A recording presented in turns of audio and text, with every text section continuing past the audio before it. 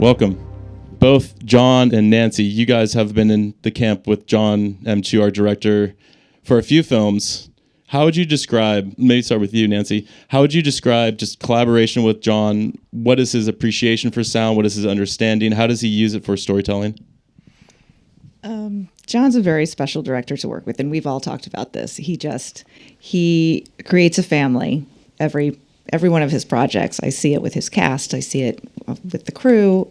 He really has a very singular vision, always. And so it's our job to help realize that vision. And he's just a lovely person. Yeah. We've been working with John for a number of projects, and it's the same of what Nancy has said. He's very particular about the people he surrounds himself with. He surrounds himself with really good people that we want to be friends with. You know, you're making this vision of his, and he's just really inspiring. You know, he inspires you, and he inspires the camaraderie amongst the entire crew. So, yeah. For you, Andy, being on the music and dialogue side of the board, how would you describe, sharing the stage with John? Where does his ear tend to go? How would you just describe your collaboration with him? Well, for me, because I hadn't worked with him before, so it was a little bit of getting to know each other, and it was very easy. It was very quick, and he was very trusting.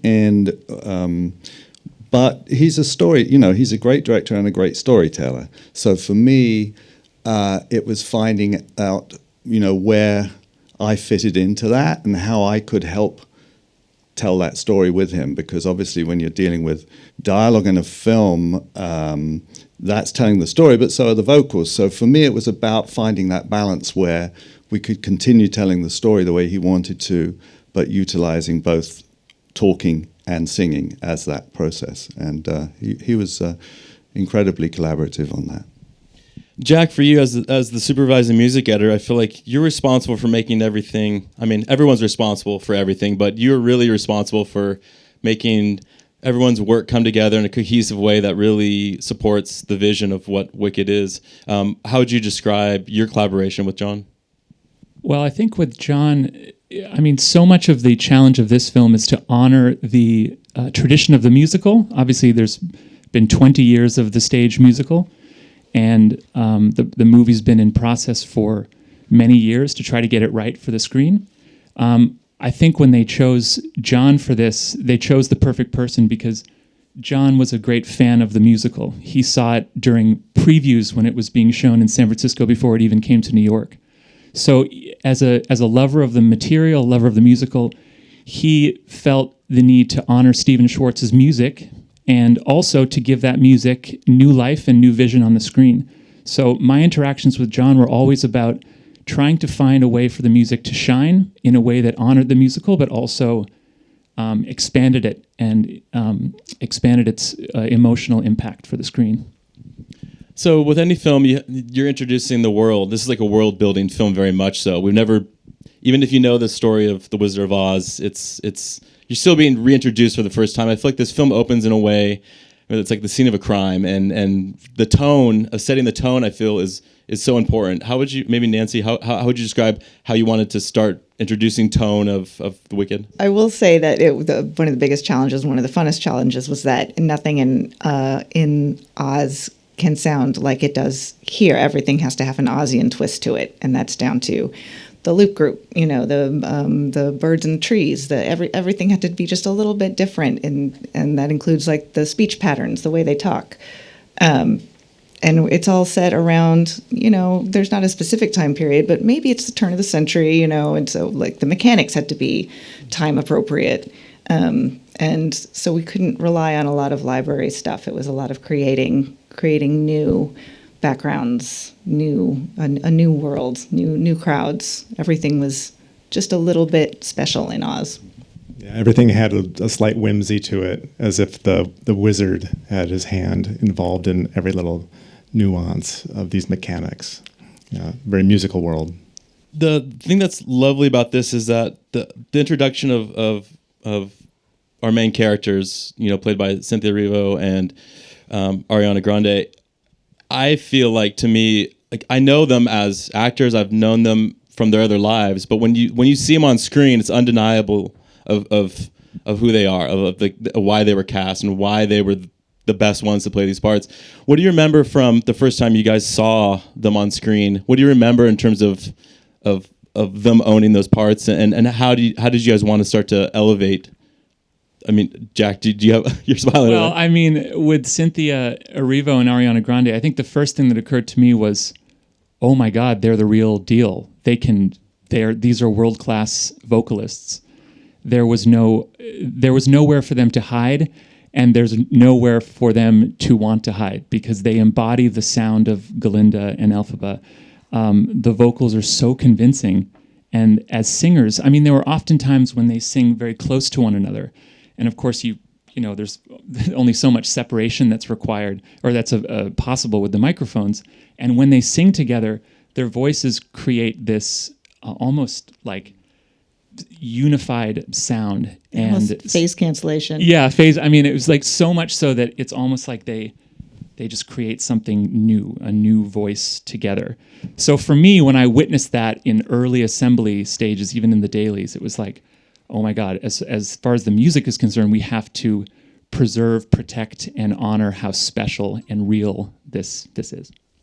Yeah, I mean, aside from being amazing vocalists, I mean, the acting and what they were able to emote through all that. I mean, I just, from the little bits and pieces we saw at the beginning, I was hook, line, and sinker, bought into them. I was not seeing Ari or Cynthia. I was seeing Elphaba and Glinda from the get-go. And Ariana's comedic timing is fantastic. I think people will be surprised. And if people aren't familiar with Cynthia, they will be. She's phenomenal. They both are. And it's clear that they liked each other, loved each other on set. You can feel it. It just comes across, and that friendship that they clearly have is very apparent when you see it. Yeah, I mean, chemistry is kind of hard to capture sometimes, whether it feels it's authentic or manufactured. There's no question about the chemistry of our leads, of the cast. Before we get into this first clip, there's kind of, the first task is just capture on the production side, and our production sound mixer with Simon Hayes. Well, talk to me about your collaboration with Simon. I feel like if he doesn't get it right, you guys are in trouble. And so, yeah, Andy. Well, I've known Simon for many years, and I've worked on some pictures with him. This man is unbelievable. His technique and craft, he's perfected it over film after film, and I think he's just at the peak. I mean, there's no question. His ability to get in with the wardrobe department, the lighting, camera people, everybody that he needs to be involved with to capture it the best way he can, he will. And I couldn't have been more happy when I knew he was the sound production mixer on this film, and he did an extraordinary job. John had lots of stories about Simon on set, and he knew he had a good take when you'd hear Simon cheering from wherever he was stationed. Yeah, it was really Bravo. And also we have Robin Bateman, your vocal editor. Talk to me about the role of Robin within your team, because I feel like every great performance, you would hope it'd be from top to bottom a perfect take, but you don't. There's nuance, and there's accents, and there's things that you guys are pulling out. But talk about Robin's role and what was happening there. Oh, sure. Well, Robin came on the project well before production began, because, of course, there were pre-recorded instrumentations for the songs, pre-recorded vocals. And so from an early stage, Robin was the most acquainted with the breadth of the vocals that were already involved in the songs and that were going to be shot. During the course of the shoot, Robin was instrumental in keeping track of all of the hundreds and hundreds of brilliant takes that were available, starting to line them up and make them available to us in post-production. And then over the course of post, he was constantly working with us to refine the live vocals, get them to match in and out of dialogue, working very closely with Nancy. So a hugely important figure in the whole process of getting the vocals right. Foley plays a huge role in this film. It's not just about the vocal. I mean, the music and the vocalization are important, but the physicality of all the choreography, which is extensive, is important. So can you just talk about Dan O'Connell's role and what Foley brought to this? Well, sure. I mean, speaking to choreography, John's. I mean, it's a huge character in the movie, down to just where the music's hitting, and so we were very tuned in to where John's rhythms were focused. And so, yeah, these characters, the whole thing is, we were very conscious about it being a very real world that these songs and the music spring out of. And John's very much into the world of Oz. And so he didn't want to, abandon those elements at all through any of the songs. They were very much part of, the syncopation or the offbeats or just the melodies or just the additional things that these practical elements in the sound design could, use to elevate the music or to shine a different facet on it. Dan's amazing. And so we had some great, very interesting and items that were just full of rich character and things that you want to hear. That was the good thing about when we were on the stage. We'd get to these places where, John's like, oh, can I hear a little bit of that? Now let's add a little bit of this and whatnot. And so everything that we were putting in, obviously, it was an additive process, which was... And musical. I mean... The musical, for sure, yeah. It was another layer of music almost in many ways, and I think that's why it works so beautifully. Yeah, that's great. Let's go ahead and play. Before we play "Dancing Through Life," our first clip. We have a short clip from the production sound mixer from Simon. So he couldn't be here, unfortunately. Where does he live? He's in London. Yeah. It would have been nice, but we have a great clip from Simon. Let's go ahead and play that, and then we'll play "Dancing Through Life." Hi, Simon Hayes, production sound mixer, Wicked. Dancing Through Life. Wow, what a journey. Whenever we capture live vocals on a movie set, it's going to be full of challenges. But what we get is just so unique. We get effort that matches exactly what the vocalist is doing on screen in front of us. We can hear the effort in their voice as they're moving around the set. And there is just something that brings the performance to life that really, really enhances the experience for the cinema audience. And that's what I'm trying to deliver. How do I do it? I do it by close miking everything, putting 2 lavalier mics on, one on the left, one on the right, a boom as close as possible, and really just supplying as many choices as possible to the sound post team. That's what it's all about. It's about giving choice. It's about giving different mics so that wherever the actor goes with the performance, wherever the head turn goes, they're absolutely on a really, really well-placed microphone that can emulate a studio recording, but also have all of that life and reality of the visual movement that the vocalist is giving as they perform. Stop studying strife and learn to live the unexamined life.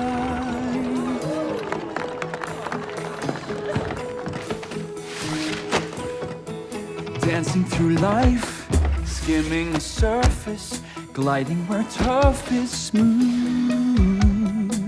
Life's more painless for the brainless. Why think too hard when it's so soothing? Dancing through life, no need to tough it when you can slough it off as I do. Nothing matters, but knowing nothing matters is just life. So keep dancing through.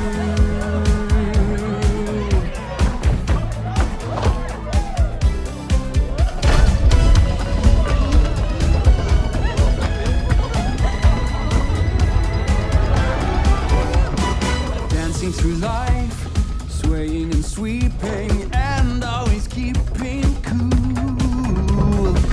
Life is fraughtless when you're thoughtless. Those who don't try never look foolish. Dancing through life, mindless and careless. Make sure don't wear less. Trouble is rife. Woes are fleeting, blows are a glancing when you're dancing.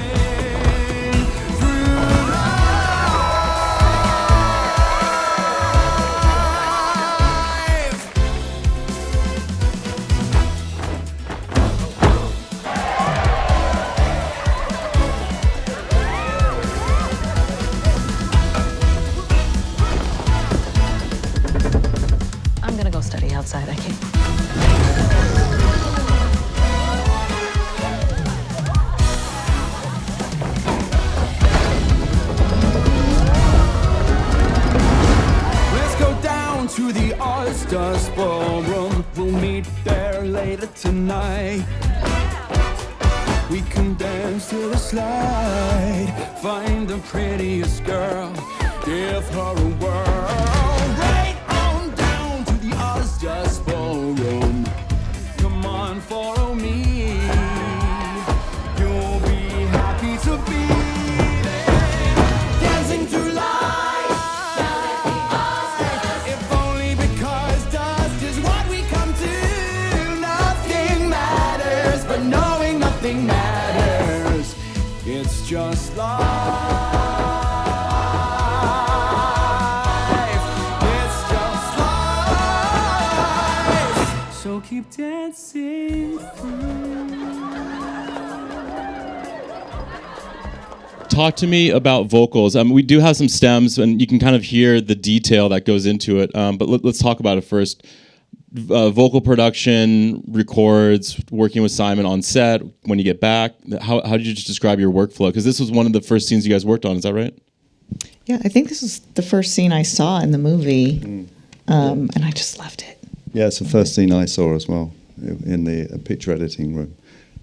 I mean, it's an amazing scene just to kind of like I said, I mean, this is later in the film, but I mean, it has a little bit of everything. Like we said, there's a lot of Foley, there's a lot of effects, there's a lot of detail and texture.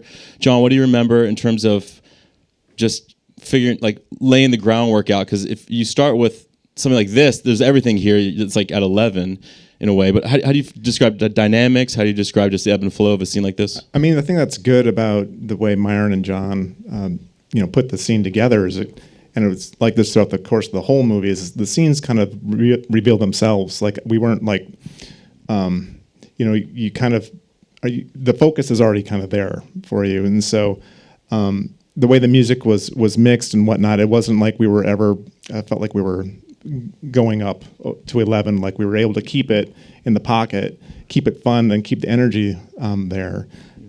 Things throughout the course of this song in particular, though, I mean, Jack will attest to this too. Like we had a click tracks from pop to pop of every reel, and so a lot of it has to do. This song in particular has a lot of rhythmic elements to it that kind of play against the music, play with the music, and just make it like what Andy was saying, like it's another instrument unto itself. The effects track. Yeah, and for me.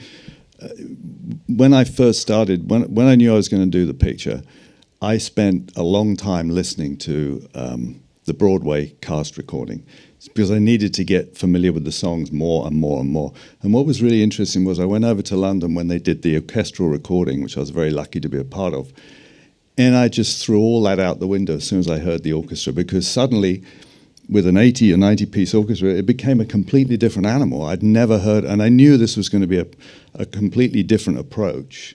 So that was informative.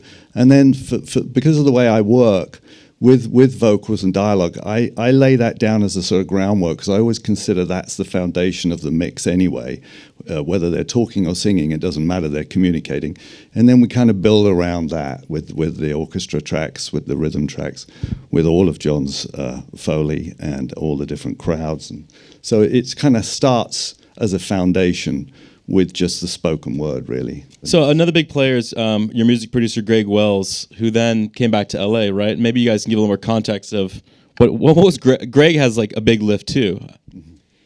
Yeah, it's so funny because we finished the final mix a few weeks ago, and I haven't watched Dancing Through Life since. And just watching it just now, I was just smiling ear to ear because it is such a joyful scene.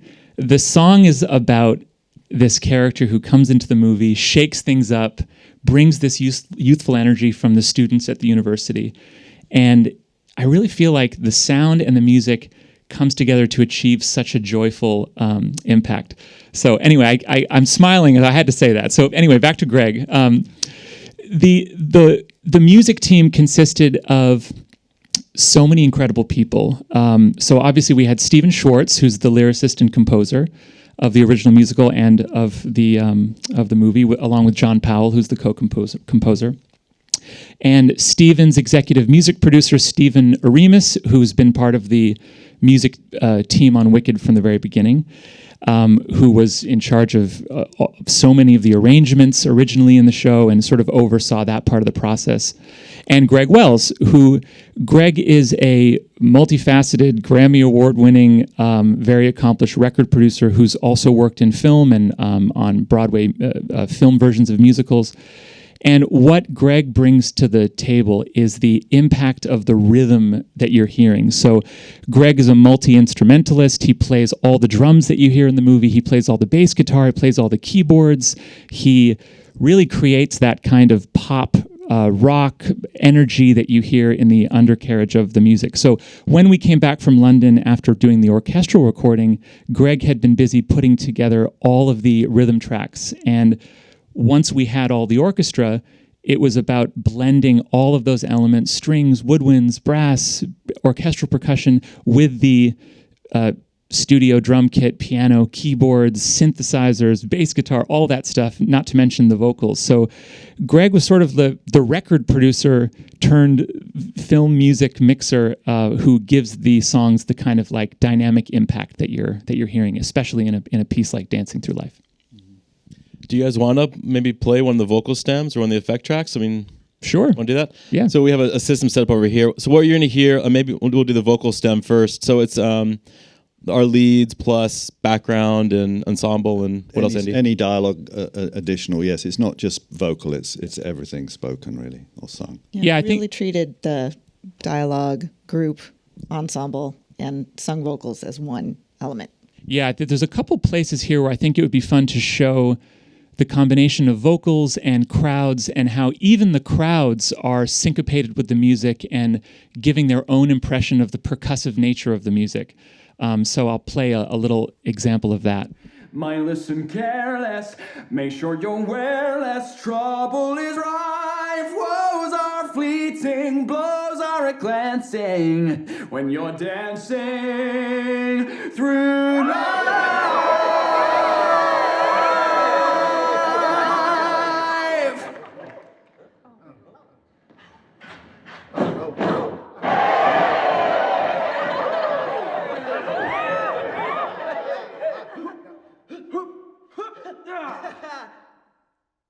I'm gonna go study outside. I can't.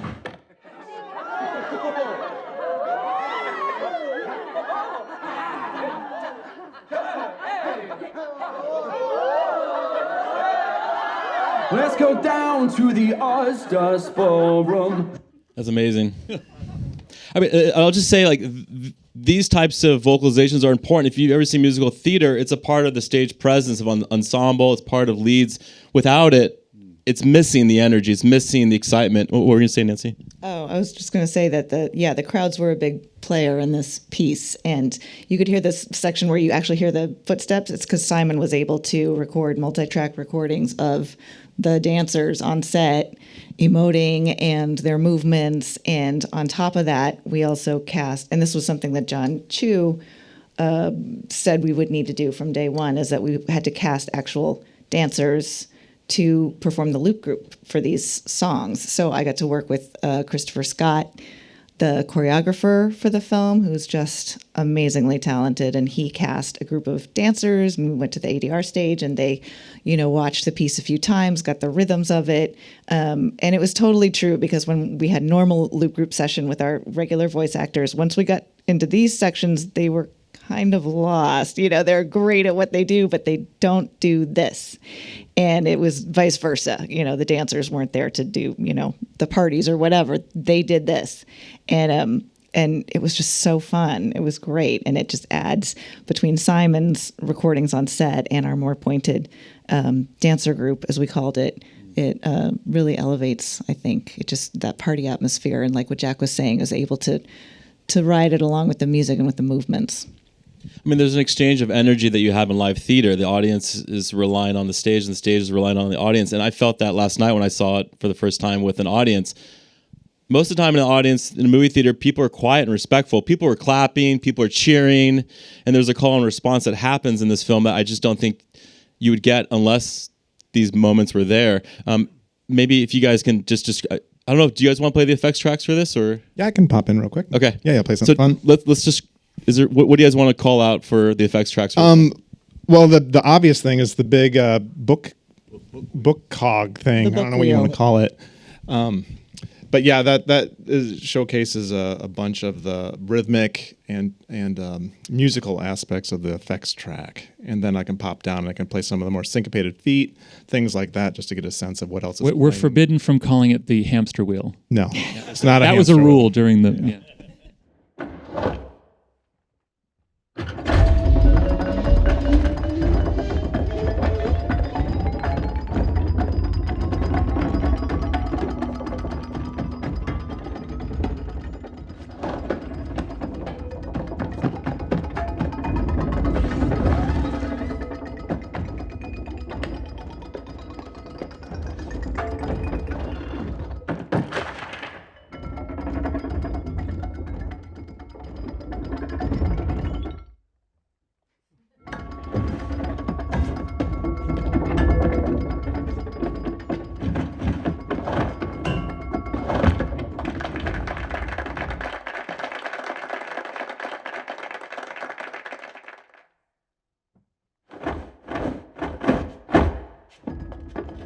Every single event, sonic event that you're hearing there, John has put on the grid musically. Every single one. So music is sound, sound is music. It's all happening completely in lockstep.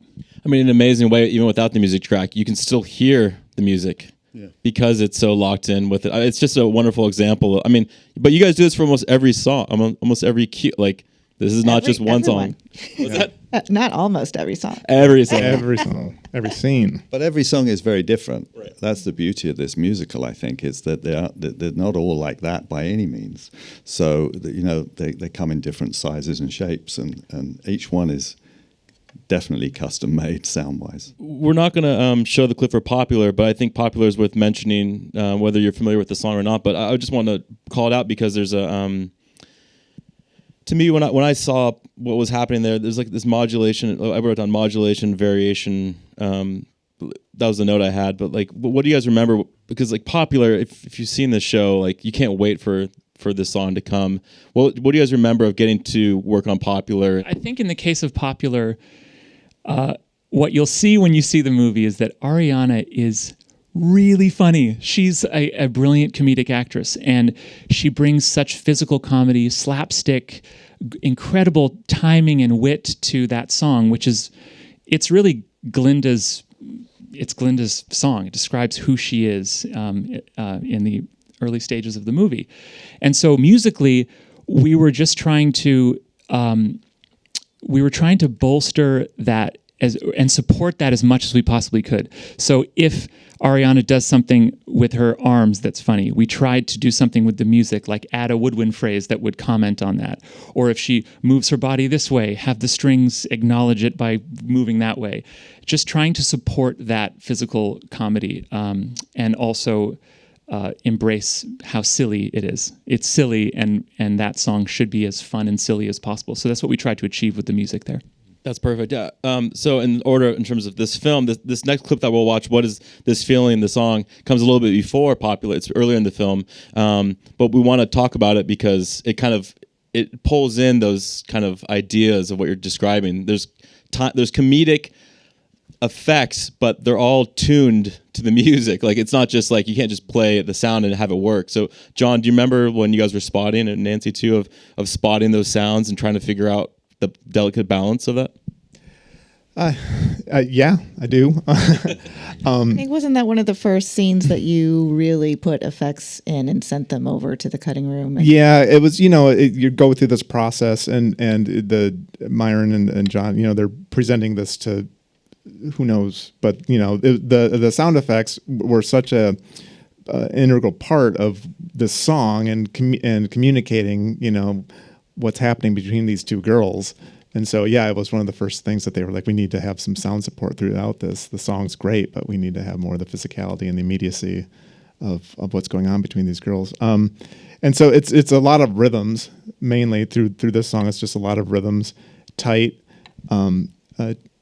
mildly tuned things. Most of the kind of things that we're looking at when it came to like tonal elements, like we had a collection of like Japanese gamelan, which are great, like interesting sounding metallic tonal things that really played throughout the whole movie in regards to kind of having that Ozian kind of a flair, because it's a little weird. It doesn't sound quite what you're used to hearing, and it just came to be like a really nice little flavor that you could sprinkle throughout a lot of these scenes. So.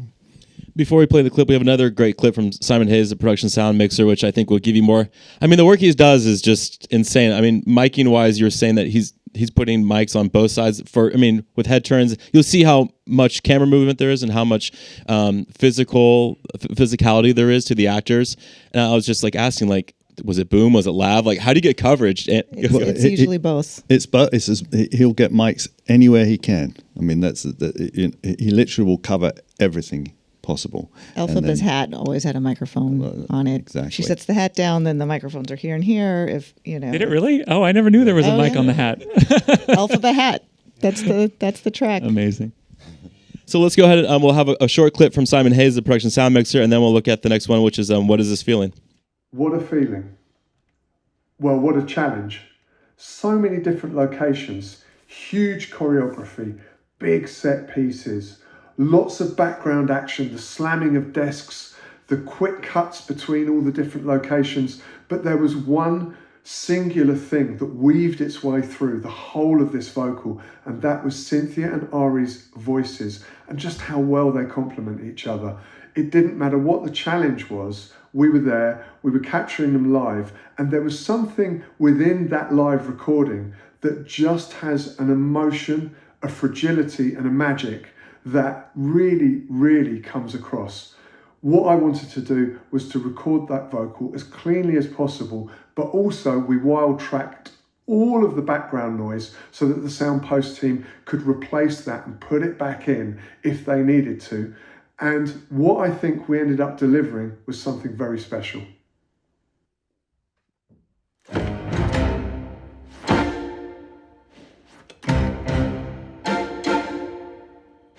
What is this feeling so sudden and new? I felt the moment I laid eyes on you. My pulse is rushing. My head is reeling. Yeah, well, my face is flushing. What is this feeling? Fervid as a flame. Does it have a name? Yes.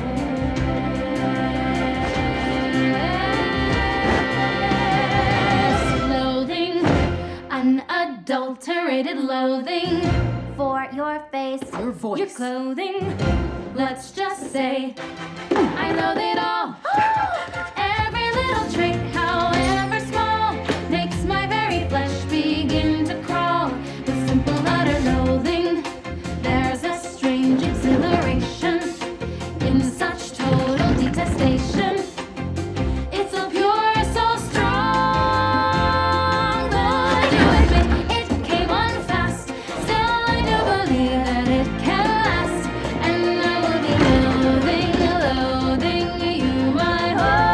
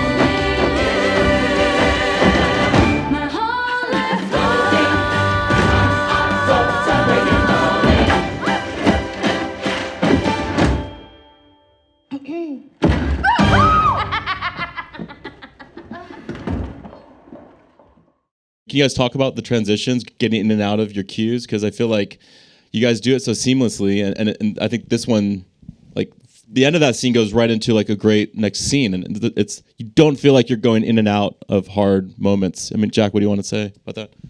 Well, Wicked is it's a very even the Broadway show is very cinematic in the sense that Stephen's music is filled with themes and motifs. The music itself is sort of like a film score in the sense that even when there isn't a song, you have a rich kind of glossary of themes that are being played with to establish characters and create drama and emotional stakes, etc.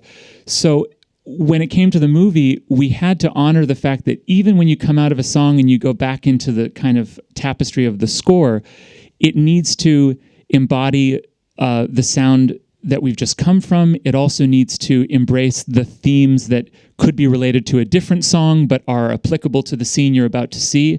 So it's about stitching together thematically all of the different musical elements of the story, whether you're in a song or not. And so the real challenge is to make the audience feel like even when you go from a song, out of a song, or from score into a song, it feels like the natural, inevitable thing that should happen. So we were trying to achieve that kind of sense of inevitability and not make it feel like, oh, now we're in a musical. It's just part of the overall scope of the story. Yeah, and it's interesting you say that, Jack, because that is often the case where a piece of music will start in a film musical and you know you're going to go into a song. I don't think we ever really had that. Right. And that was big part of the gluing together that you mentioned, Michael, was how the music is underneath helping you through those transitions.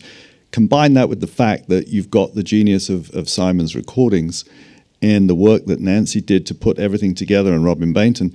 So my hands were sort of just, I was just handed this lovely way that I could just put all these things together with the music and know that you were never going to feel a transition. It just happened, and that was a lot of ways to get there and reasons that we got there. But I think the end result was incredibly satisfying for that reason. Nancy, can you talk about just the ensemble with the Wicked cast? I feel like it's something that when I heard the ensemble, it's like in a great musical, the ensemble carries a lot of support. And in this case, like I love hearing the ensemble in this piece. What do you remember when you guys found out that you'd have some of the Wicked cast helping support with ensemble recordings? Oh, that's amazing that the people in the sung ensemble were all ex-Broadway and current too, and current cast members. I mean, they have the music in them, in their blood, and you hear it. It's wonderful. And Robin did such an amazing job of, by the time we got to the final, making this piece in particular and One Short Day in the Emerald City very immersive by picking out particular voices and attaching them to specific people on the screen. I love it. It really feels like you're in the room, and we were very proud of our vocal transitions being as seamless as possible, going from spoken to sung. And it starts with Simon, and Simon would say over and over, John Chu was empowered him to make those demands that are necessary to get great production sounds. And then we had I think the collaboration was so wonderful. This is my first time working on a musical, and it was so I was terrified, but it ended up being so much fun. We had this great collaboration with the music department. We're on a non-musical film. Sometimes you show up to the first temp and you're like, "Oh, nice to meet you. This is the music editor. I do the sound." And but we met immediately at the beginning of post, and all of us and the team in England, and just because we wanted to know just immediately what's our template, what's our game plan, what's going to make this great. So we were all on the same page from day one. And Robin and I, he was in England working on the vocals. We would send sessions back and forth. How are you dealing with this? What reverb are you using in this scene? He was dealing with so much production material, which I think is pretty unusual for a music editor. So, he also had to learn to be a dialogue editor and, denoise and declick and pop. And I'd be like, oh, can you get that little thing out? And, but, he was game, and it's so great. We learned from each other, Do you guys want to play that track, the vocal track? Let's just say I loathe it all. Every little trait, however small, makes my very flesh begin to crawl. With simple utter loathing, there's a strange exhilaration in such total detestation. It's so pure, so strong, though I do admit it came on fast. Still I do believe that it can last, and I will be loathing you my whole life long. Dear Galinda, you are just too good. How do you stand it? I don't think I could. She's a terror, she's a tartar. We don't mean to show a bias, but Galinda, you're a martyr. Well, these things I send to trials. I could listen to that all day. It's Well, their voices are extraordinary together. I mean, that's the thing. I mean, that's it. They're amazing together. when you hear even that broken down just a cappella, you can hear how their voices match and how they work together. I mean, by themselves they can carry it, but together it's just something unique and special, which is what's so fun to like a song like this. Yeah, I think the other fun thing about What Is This Feeling, which a lot of people refer to as loathing, because that's the line in the chorus. This song is about these two young women absolutely hating each other. They have a very complicated relationship over the course of the movie, but at this early stage, they hate each other. And so I think it's in contrast with some of the other songs where they are so deeply in love with each other and supporting each other, there's a kind of aggression that their vocals are showing in this song. And even with the music, we were always trying to find that like accusational sound. What's the best way we can sort of point the finger at each other? And that came up in the rhythm tracks and the orchestration. But the vocal performance has that real kind of icy punch to it, which is fun from the two of them. The Emerald City, the train, I mean, the arrival, the introduction of the Emerald City, to me, there's many immersive moments. And this one, to me, is just amazing because it goes into One Short Day, which, if you know One Short Day, it's just a phenomenal piece of music, and it's so energetic. And now you're in the Emerald City, and there's hope, and there's aspirations of, like, meeting the wizard. What can you say just about introducing, the Emerald City, and maybe Andy to talk about just the music, what it's doing? Well, yeah, it's a big number, big ensemble number. I mean, visually very exciting. It's like going into Disneyland for the first time. It's the most wonderful moment. And so it was just about capturing the energy of it. It had to be music driven for sure. It was a very big song, and it takes us into right through the scene into the entrance when we first go in to see the wizard. And it's a crucially powerful piece because it's the first time that they've left the university and gone off together, and it's quite a dynamic piece with much choreography, huge choreography. It's an understatement. It's just like the camera work. As you start to understand the editorial is following the musicality of the song. Like everything is locked up and together. Jack, can you talk just about how editorial is working with everybody, because it's like music. I think music is the foundation, and then editorial comes in next. And then, how did you describe that? Well, it's a constant back and forth with the cutting room. We're receiving sequences from Myron Kirstein, the editor. We're doing music edits to match what he's done. We're sending them back to the Avid. He's making changes, shooting stuff back to us.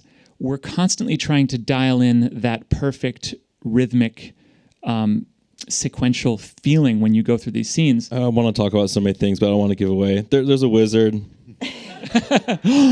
We've seen it. You saw in the trailer. Okay, Jeff Goldblum is playing the Wizard of Oz, and there's a great representation of what the people think is the wizard. This face, this marionette.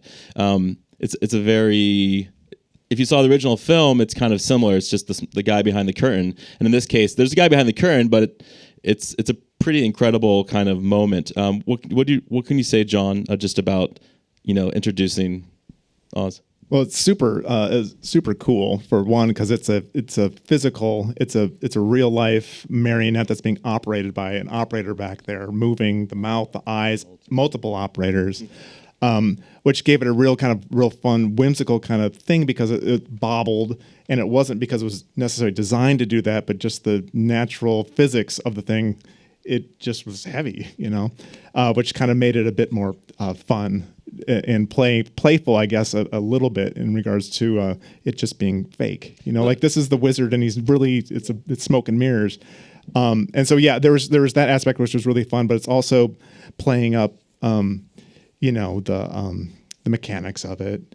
What about the vocal processing? The sound of his voice, and also the sound of some of the PA sounds later. It goes from just front screen to opening up to the whole. Like you are now in Oz, and everyone is hearing these voices. How did you describe that? Yeah, well, the wizard, the voice of the Oz, the wizard head was, it needed to be big, needed to fill the whole room, but you had to still understand what he was saying. So it was a delicate balance between just working with the low end, filling up the space because it's in a huge cavernous room, which, yeah, we had worked through that a couple iterations through the temp process, and by the time we got to the final, we kind of honed in, and Andy really dialed it in to where there's pure clarity, but there's still all the weight to it and the scariness to it, and things like there's a couple of PA announcements, things you were alluding to that Tim Walston had done a great treatment. That was very kind of like steampunky, all the PA stuff is through these old horns, and so it was echoing through the Emerald City, and he had designed all that stuff a la carte.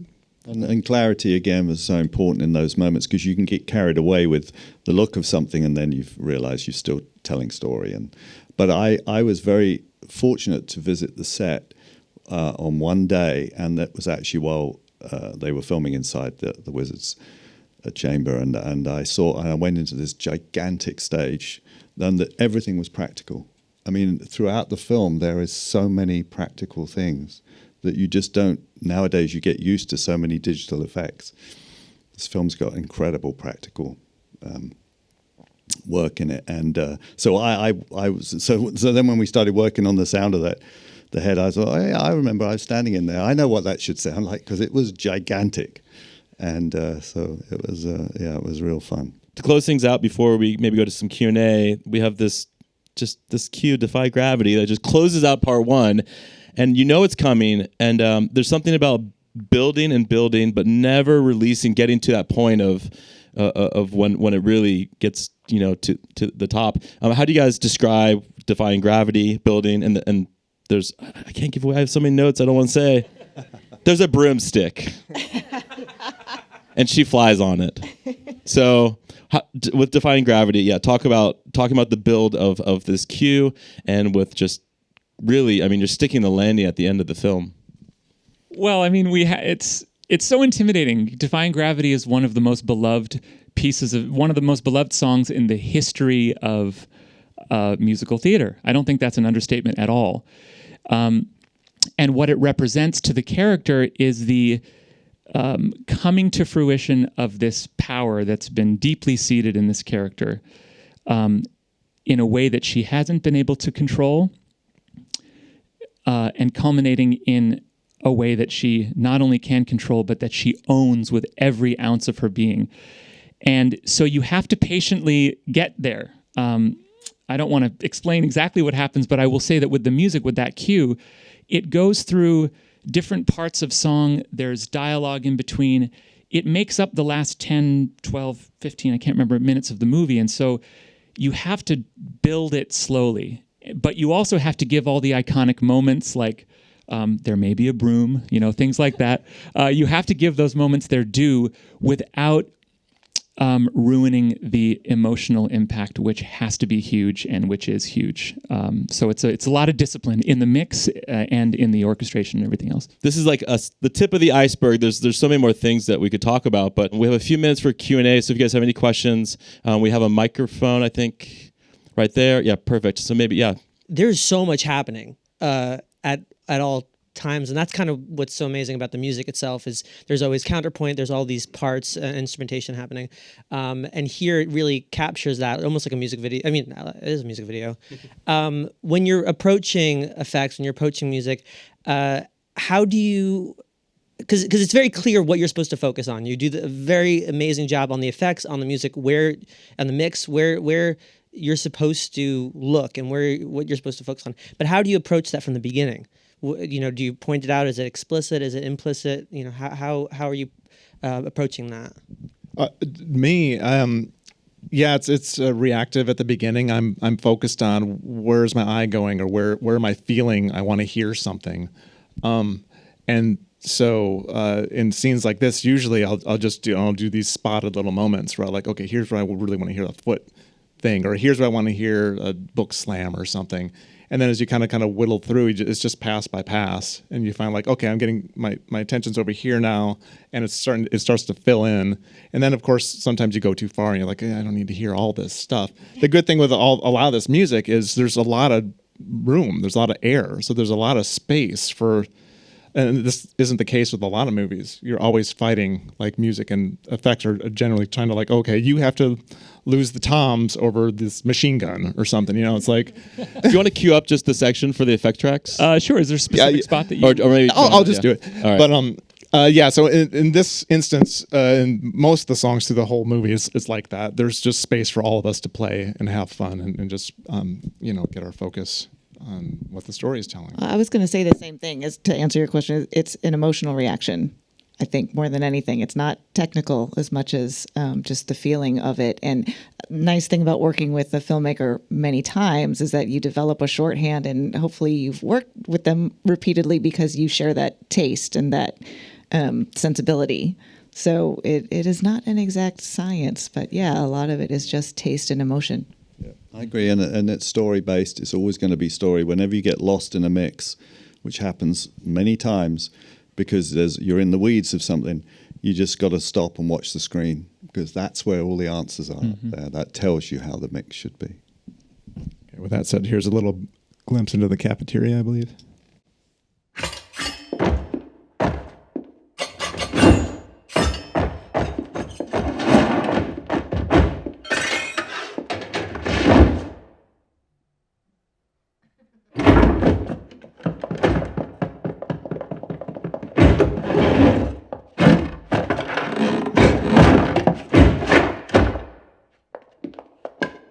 Yeah. I was so excited. And keep going now. It's like There's stomp. more questions, but yeah, that's essentially a percussion track.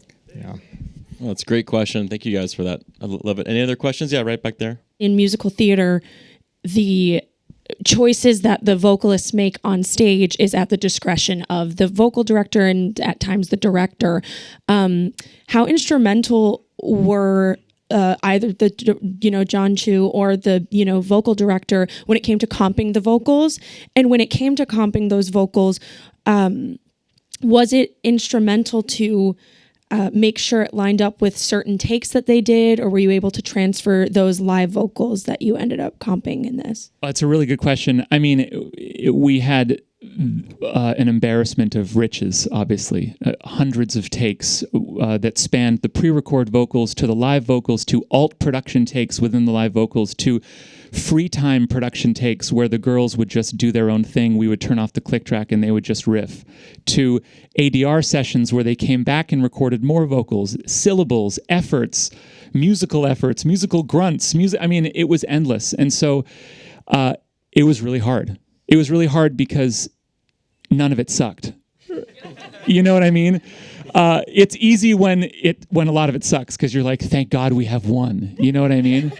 But it was just, I don't know how to answer that question other than by saying it was a back and forth between takes that Myron would choose in the cutting room, that is what we're seeing, to going back to Robin, who had all of the millions of alt takes, and saying, okay, well, actually, if we swap out the first syllable of this word, it will make the whole line be more convincing. That's how granular it gets. I mean, sometimes 1/2 of a vowel, if it's a different take, will make the emotional impact of the entire word land. So I don't know if that answers your question, but all I will say is that it was really hard, and I'm glad that we got to, what we ended up with was the best of the best. The phrase, "Oh my God, they're the real deal," was probably said 9 million times in the making of this movie. Yeah. Do we have time for one more question if anyone is curious? Yeah, over there. I'm curious if there's any examples or anecdotes from any of you of a change late in the game that just made something click. Or was there anything that like you thought was going to make it that in the end didn't make it, and it really helps that instance go to the next level? The Crows. Oh, you goodness gracious! Yeah, okay, yeah. This is we were speaking about earlier. There's things that, it's not the world as we know it. It's Oz, and so there's a scene where there's some birds, and it seemed very obvious if we were on planet Earth what these birds would sound like. And so Myron had put these birds in the temp, and they just lived, and they for satisfied. Yeah, for a year. They satisfied for, preview after preview, everyone, and then we get to the final. It was the last playback. Yeah, it was like the last playback, and that now the final visual effects were in for that shot, and they clearly were not birds that we're used to seeing. And I think John said, "Those aren't the right birds. Those aren't the right birds." And like, what do you mean they're not the right birds? You guys have loved them. So yeah, that was I was sitting at the console unable to do anything. So thankfully I called Malta Beeler and said, "Malta, guess Those what? Aren't the right You got to come up with some." birds." And it's like, it's a very quiet, just the end of a very emotional moment. It's like, it's just pivotal. And it's like I'm so glad I'm not designing these birds right now, because it's the kind of thing you'd go through version 1, 2, 3, 4, 5. You're just like, nope. But he nailed it on the first try. It's great. John heard it and was like, that's it. Now you know. So Thanks that's kind of along the lines of your question. We could be here all night, and I think we'll be back maybe in about a year for part 2. But Jack, John, Andy, and Nancy, thank you guys so much for this wonderful conversation. Go see this film November 22nd, coming very soon, and tell everybody, because I saw it last night. I called my wife. You should go see this immediately. I can't wait to see it again. So yeah, thank you guys. Really appreciate your time. Thank you. Thank you.